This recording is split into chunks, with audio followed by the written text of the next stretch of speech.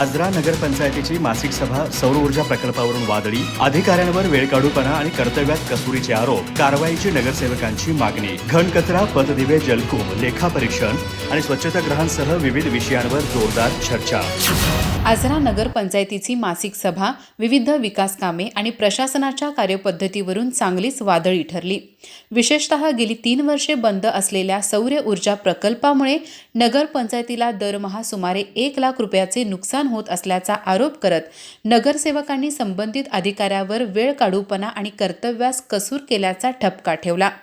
या प्रकरणी जबाबदार अधिकाऱ्यांवर कारवाई करण्याची जोरदार मागणी सभेत करण्यात आली. नगराध्यक्ष अशोक चराटी यांच्या अध्यक्षतेखाली नगरपंचायतीच्या सभागृहात मासिक सभा झाली.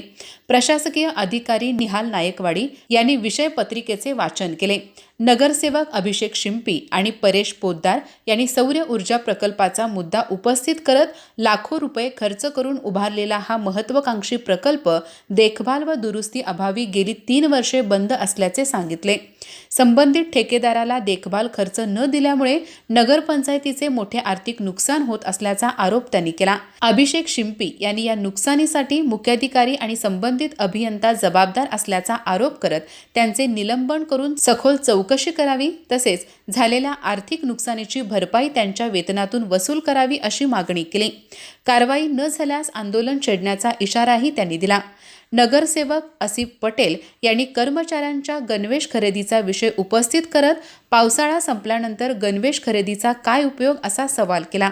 तसेच गेल्या 3 वर्षापासून लेखापरीक्षण का झाले नाही याबाबतही प्रशासनाकडे जाब विचारला. नगरसेविका प्राध्यापिका पूनम लीचम यांनी घनकचरा वर्गीकरणासाठी करण्यात आलेल्या उपाययोजनांची माहिती मागितली. नगरसेवक विक्रम पटेकर यांनी मासिक खर्चाचा तपशील सभेसमोर मांडला जात नसल्याबद्दल नाराजी व्यक्त केली. वर्षाअखेरीस खर्च मंजुरीसाठी ठेवण्याऐवजी नियमित माहिती द्यावी अशी मागणी त्यांनी केली. नगरसेवक परशुराम बामणे यांनी नवीन जलकुंभ परिसरात ओव्हरफ्लोमुळे पडलेल्या खड्ड्यामुळे जलकुंभ धोक्यात येण्याची शक्यता व्यक्त केली.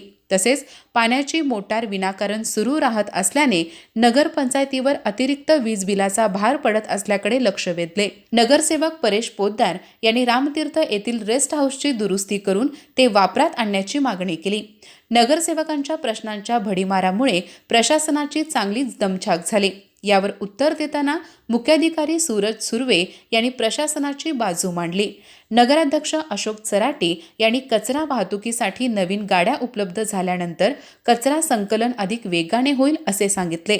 तसेच महाराष्ट्र राज्याचे आरोग्यमंत्री तथा कोल्हापूर जिल्ह्याचे पालकमंत्री प्रकाश आंबेडकर यांच्या पुढाकाराने वन विभागाशी समन्वय साधून रामतीर्थ धबधब्यावर झुलता पूल उभारण्याचा प्रस्ताव असल्याची माहिती दिली. अंगणवाड्यांच्या दुरुस्तीची कामे टप्प्याटप्प्याने करण्यात येतील. तसेच नमो उद्यान आणि नगरपंचायतीच्या विविध कल्याणकारी योजनांबाबतही यावेळी चर्चा करण्यात आली. सभेला उपनगराध्यक्षासह सर्व नगरसेवक उपस्थित होते.